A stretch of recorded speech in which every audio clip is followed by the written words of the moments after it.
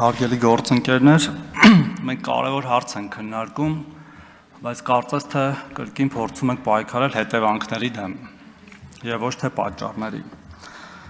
Խաղամոլությունը հիվանդությունների միջազգային դասակարգմամբ համարվում է կախվածությունների խմբի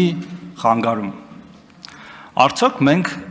այս հարկային բեռը ավելացնելով, որը կարևոր է, արդյոք սահմանափակումները դնելով, որը ելի շատ կարևոր է, կարող ենք ամբողջությամբ լուծել այս հարցը կամ հնարավորինս մեծ տոկոսով։ Իմ կարծիքով ոչ, եւ մենք պետք է նաեւ վերադառնանք պատճառներին։ Արդյոք օրինակ մենք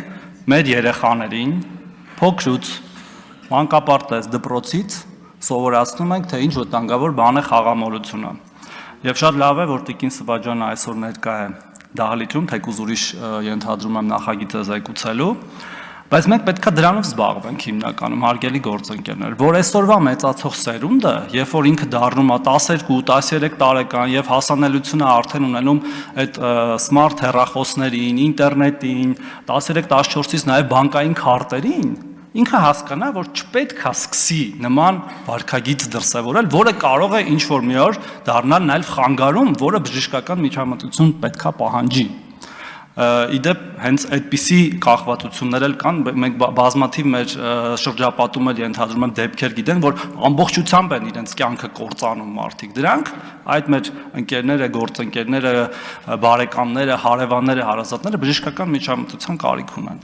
Ես խնդրում եմ, եկեք քննարկումների ժամանակ նաև այս ասպեկտին անդրադառնանք, հատկապես այն մեր գործընկերներին, ովքեր որ ավելի խորն են զբաղվում եւ կարծես թե մասնագիտացել են այս թեմայի վրա,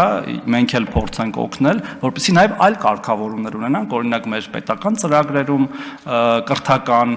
կամ հատուկ ինչ-որ մի բան մտածենք, որպեսզի իրոք պատճառների դեմ պայքարելով հնարավորինս զերծ խաղամոլությունից զերծ հասարակություն ունենանք։ Շնորհակալություն։